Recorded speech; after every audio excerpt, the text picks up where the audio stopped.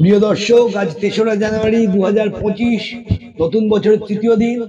আমি দেবনাথ ঘোষ, আপনারা দেখছেন এটিভি পরিবেশিত দেবনাথ নিবেদিত আধ্যাত্মিক ভ্রমণের চ্যানেল ট্রাভেলার দেব। আদ্যাশক্তি মহামায়ার আশীর্বাদে ৫১ শক্তিপীঠ দর্শনের উদ্দেশ্যে আমার পথ চলা শুরু। দেশ বিদেশের ৫১ শক্তিপীঠের ২৬টি পর্ব, অনেক সিদ্ধ সাধন পীঠ, জাগ্রত জীবন্ত কালী ক্ষেত্র, দ্বাদশ জ্যোতির্লিঙ্গের ৬টি পর্ব, প্রায় ২৯টি ঐতিহাসিক শৈব ক্ষেত্র, সপ্তর্ষীয় বিখ্যাত ঋষিদের সাধন স্থল, ভয়ঙ্কর বিপদসংকুল পাহাড়ি পথে ট্রেকিং দর্শন করে তার অভিজ্ঞতা সহ প্রতিবেদন প্রচার করেছি আপনাদের দর্শনের জন্য। নতুন দর্শকরা চ্যানেল সাবস্ক্রাইব করে আপনাদের সুযোগ অনুযায়ী সমস্ত প্রতিবেদন দেখুন এবং ভালো লাগলে কমেন্টস করুন, শেয়ার করে সবাইকে দেখার সুযোগ করে দিন, পবিত্র হিন্দু ধর্ম প্রচারে সাহায্য করুন।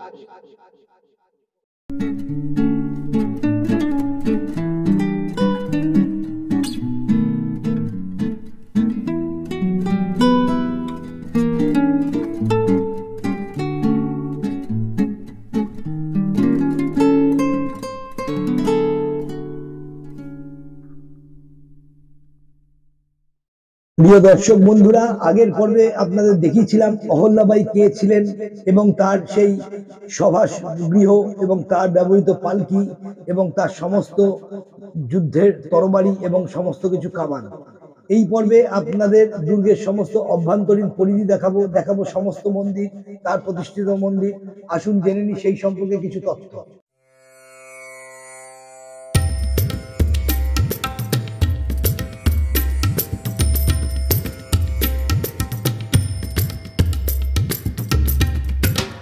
দুর্গের অভ্যন্তরীণ সীমা।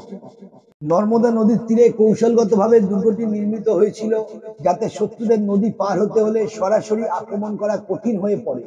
এটি সেনাবাহিনীর জন্য তাদের অস্ত্র ও গোলাবারুদ মোতায়েন করার জন্য, শত্রুর গতিবিধির ওপর নজর রাখার জন্য একটি প্রতিরক্ষামূলক ঢাল হয়ে ওঠে।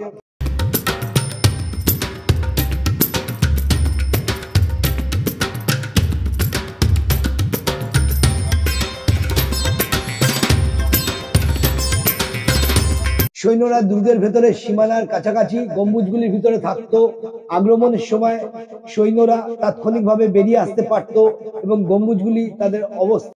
অহল্যাবাই হোলকারের মৃত্যুর পর অহল্যা ছেত্রী নামে প্রধান মন্দির অহলেশ্বর মন্দির নির্মিত হয়েছিল।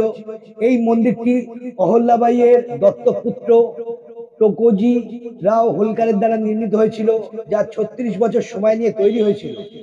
মন্দিরের ভিতরে শিবলিঙ্গের পিছনে অহল্যাবাইয়ের মূর্তি রয়েছে, যা তার প্রতি শ্রদ্ধাঞ্জলি হিসাবে নির্মিত হয়েছিল এবং নামকরণ করা হয়েছিল অহলেশ্বর।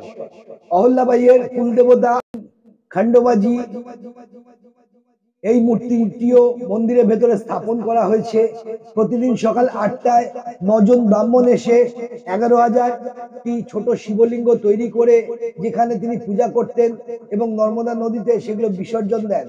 রাজ্যের শান্তি ও সম্প্রীতি বজায় রাখার জন্য রানী অহল্যাবাই এই ঐতিহ্য শুরু করেছিলেন এবং আজও এই ঐতিহ্য অব্যাহত রয়েছে।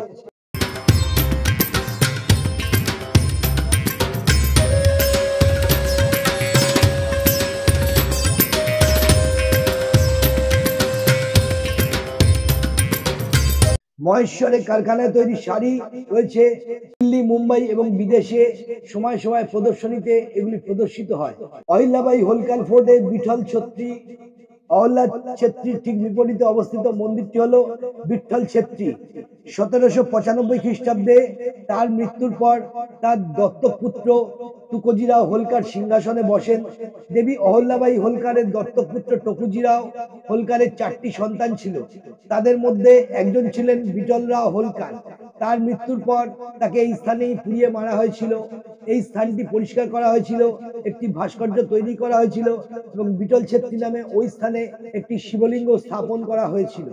বহু শতাব্দী ধরে অবিরাম জ্বলন্ত 11টি প্রদীপ সহ শিবের উদ্দেশ্যে একটি বিশেষ মন্দির নির্মিত হয়েছিল।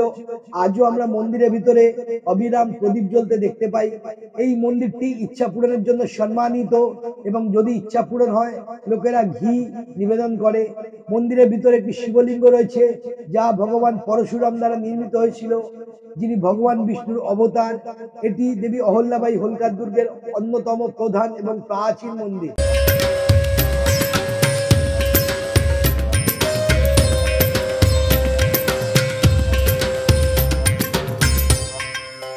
দুর্গটি নর্মদা নদীর খুব কাছে অবস্থিত হওয়ায় মাঝে মাঝে জলস্তর বৃদ্ধিতে মূল দুর্গ প্রাঙ্গণে প্রবেশ করে। দুর্গের মূল প্রবেশ পথে যাওয়া সিঁড়ির একটিতে জলস্তরের জন্য একটি বিপদ চিহ্ন খোদাই করা আছে। প্রায় 5 দশক আগে 1961 সালে 17 সেপ্টেম্বর জলস্তর সিঁড়িতে খোদাই করা চিহ্নিত স্থান অতিক্রম করে, ফলস্বরূপ মহেশ্বরকে উচ্চ সতর্কতা ঘোষণা করা হয়েছিল।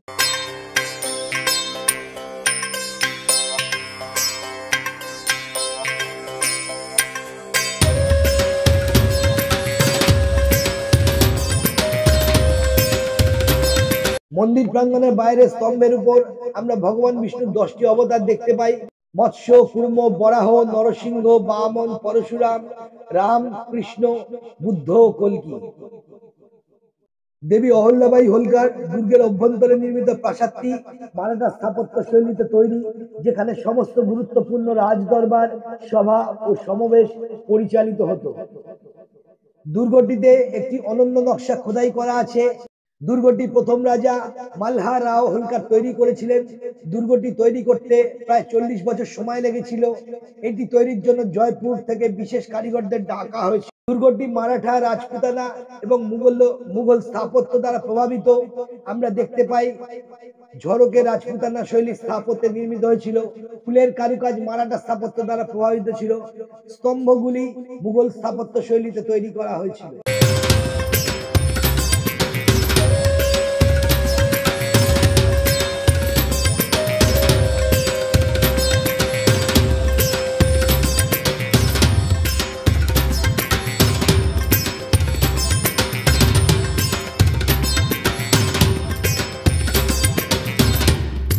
দীপাবলির মতো বিশেষ অনুষ্ঠানে প্রদীপ জ্বালানোর জন্য দীপস্তম্ভ তৈরি করা হয়েছে।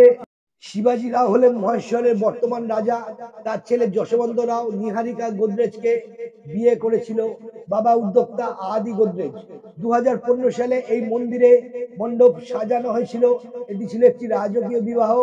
রাজস্থান দিয়ে রাজকীয় তাঁবুর ব্যবস্থা করা হয়েছিল এবং নর্মদা নদীর ওপরে সমস্ত অতিথির ব্যবস্থা করা হয়েছিল।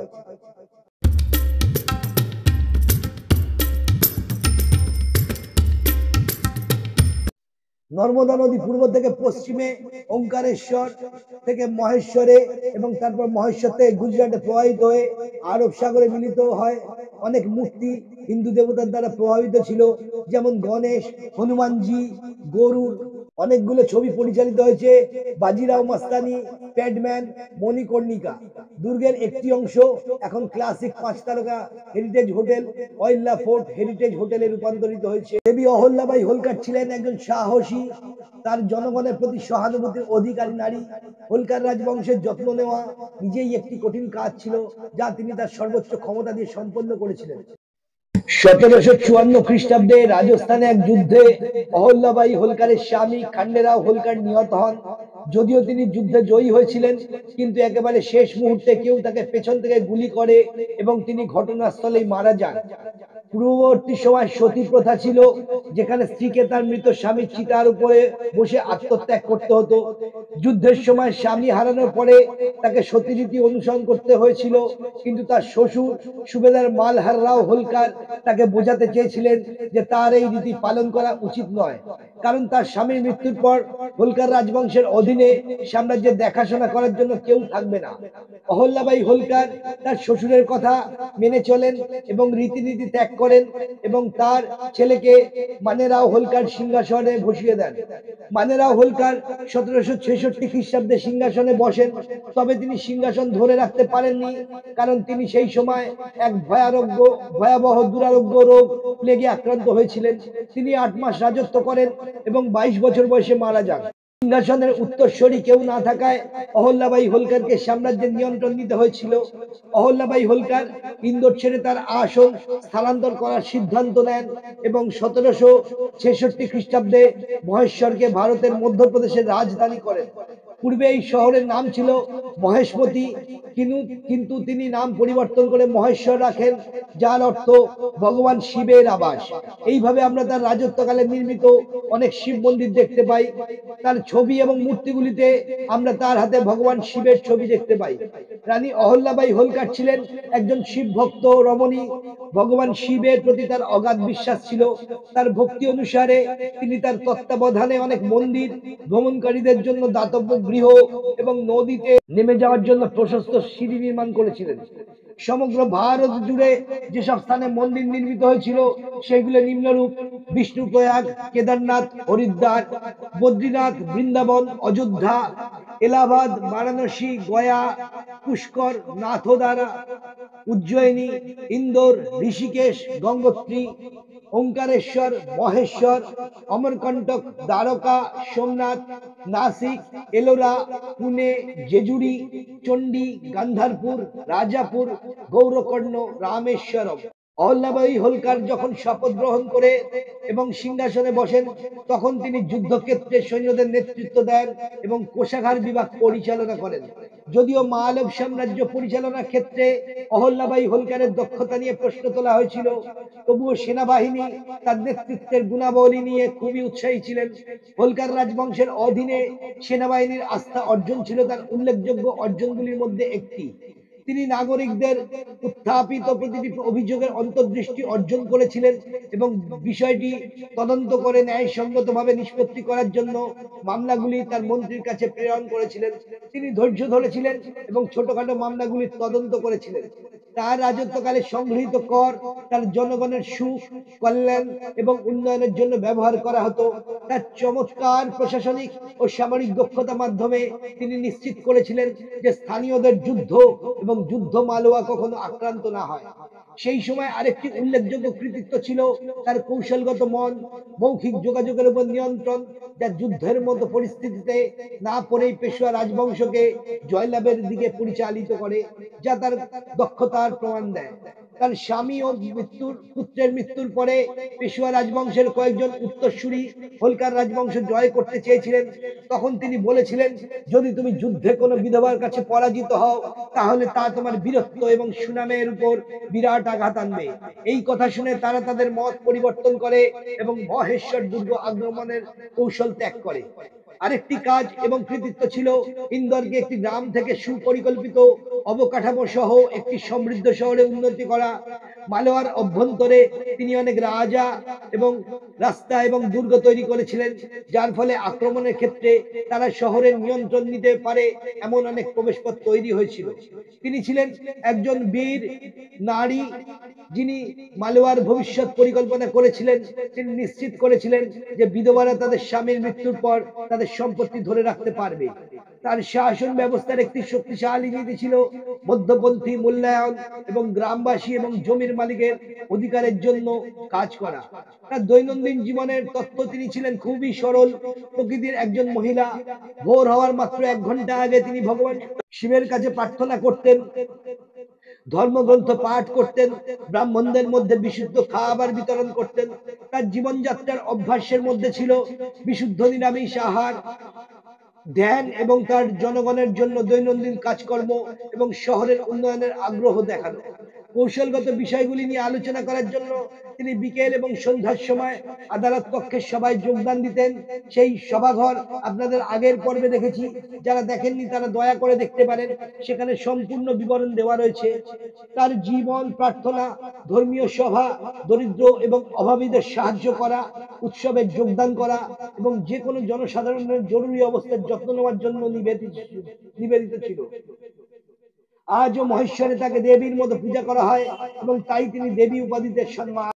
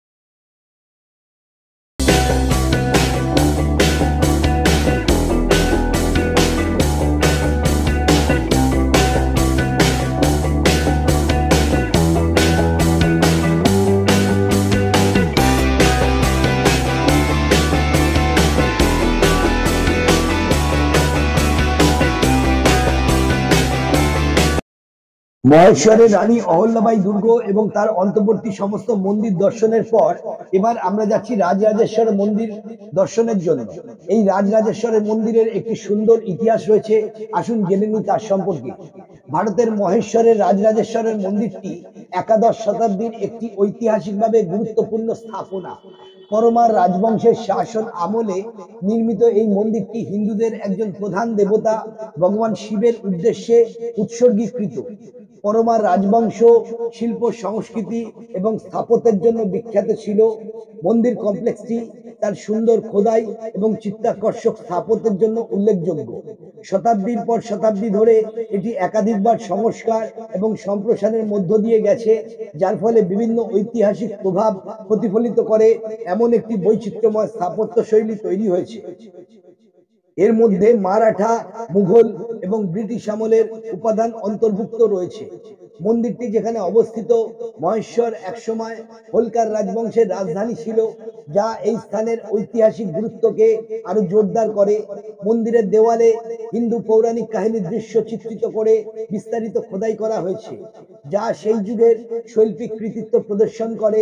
ধর্মীয় তাৎপর্যের বাইরেও রাজরাজেশ্বরের মন্দির শিক্ষা এবং আধ্যাত্মিক আলোচনার কেন্দ্র হিসেবে কাজ করেছে, যা পণ্ডিত, কবি এবং দার্শনিকদের আকর্ষণ করে। এর ইতিহাস সাংস্কৃতিক বিনিময়, শৈল্পিক প্রকাশ এবং ধর্মীয় ভক্তির সাথে জড়িত, যা এটিকে ভারতের ঐতিহাসিক ও স্থাপত্য ভূদৃশ্যের একটি গুরুত্বপূর্ণ চিহ্ন করে তুলেছে। মন্দিরটি শিব ভক্তদের জন্য একটি গুরুত্বপূর্ণ তীর্থস্থান হিসেবে অব্যাহত রয়েছে এবং এর সমৃদ্ধ সাংস্কৃতিক ঐতিহ্য এবং স্থাপত্য সৌন্দর্যে আগ্রহী বিশ্বজুড়ে দর্শনার্থীদের আকর্ষণ করে। রাজরাজেশ্বর মন্দির মহেশ্বরের একটি সমৃদ্ধ ইতিহাস রয়েছে, যা 18 শতকে রানী অহল্যাবাই হোলকার দ্বারা নির্মিত হয়েছিল। মন্দিরটি তার অত্যাশ্চর্য স্থাপত্য বৈশিষ্ট্যের জন্য পরিচিত, যার মধ্যে রয়েছে সুন্দর খোদাই, অলংকৃত স্তম্ভ এবং একটি সুউচ্চ শিখর। হিন্দু পুরাণে এই মন্দিরটির তাৎপর্য অত্যন্ত গুরুত্বপূর্ণ, কারণ এটিকে ভগবান শিবের বাসস্থান বলে মনে করা হয়, যা দূর দূরান্ত থেকে ভক্তদের আকর্ষণ করে।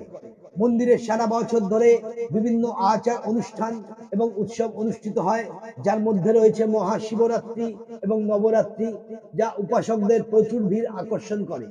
মন্দিরটি সংরক্ষণ পুনরুদ্ধারের জন্য প্রচেষ্টা চালানো হচ্ছে, যাতে ভবিষ্যৎ প্রজন্মের জন্য সাংস্কৃতিক ও ঐতিহাসিক তাৎপর্য বজায় থাকে।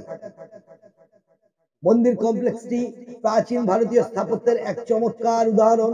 এর জটিল খোদাই, সুউচ্চ চূড়া এবং অলঙ্কৃত স্তম্ভ সহ মন্দিরের প্রধান গর্ভগৃহটি হিন্দু দেবদেবীদের, যার মধ্যে রয়েছে ভগবান শিব এবং তার স্ত্রী পার্বতী, এবং হিন্দু দেবদেবীদের জন্য অন্যান্য দেবদেবীদের বিস্তৃত ভাস্কর্য দ্বারা সজ্জিত। কাশী বিশ্বনাথ মহাদেব, সময় সকালবেলা 10টা থেকে 11:30 আর 7টা থেকে 8:30। আসুন এবার কাশী বিশ্বনাথ মন্দির একটা রয়েছে, সেটাও ঘুরে দেখাই আপনাদের। মহেশ্বরের কাশী বিশ্বনাথ মন্দিরটি 1786 সালে রাজমাতা দেবী অহল্যাবাই হোলকার দ্বারা নির্মিত হয়েছিল বলে জানা যায়।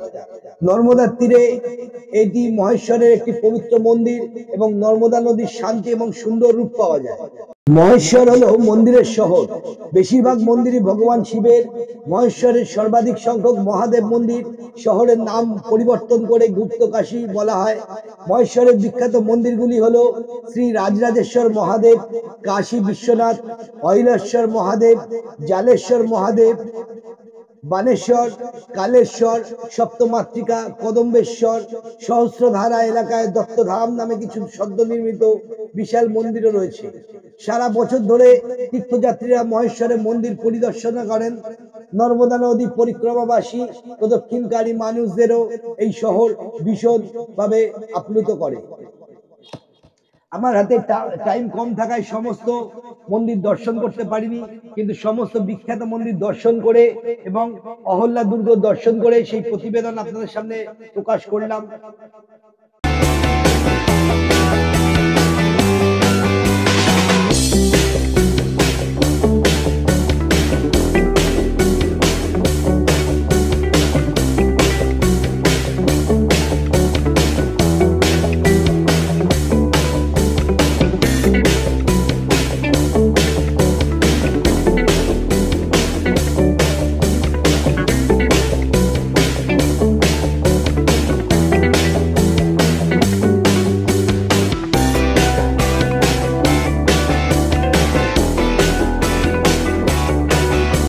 প্রিয় দর্শক, আজকের এই তথ্য সমৃদ্ধ প্রতিবেদন কেমন লাগলো অবশ্যই কমেন্ট সেকশনে জানান। আমাদের ভালো লাগলে আত্মীয় বন্ধু প্রতিবেশীকে সবাইকে দেখার সুযোগ করে দিন।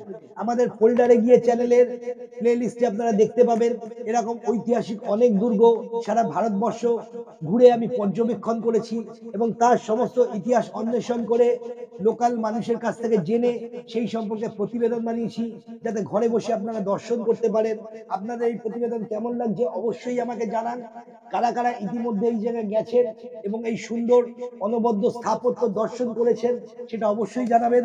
দেশের কোন কোন প্রান্ত থেকে আমার এই ভিডিও দেখছেন, আমার এই প্রতিবেদন কেমন আপনাদের লাগছে অবশ্যই জানাবেন। সঙ্গে থাকুন, সুস্থ থাকুন।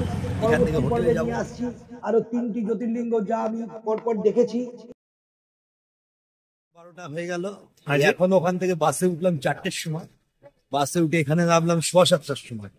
3 ঘন্টা 91 কিলোমিটার জার্নি। সেই 91 কিলোমিটার জার্নি রাস্তা জ্যাম ছিল বলে প্রচুর ঘুরে এলো।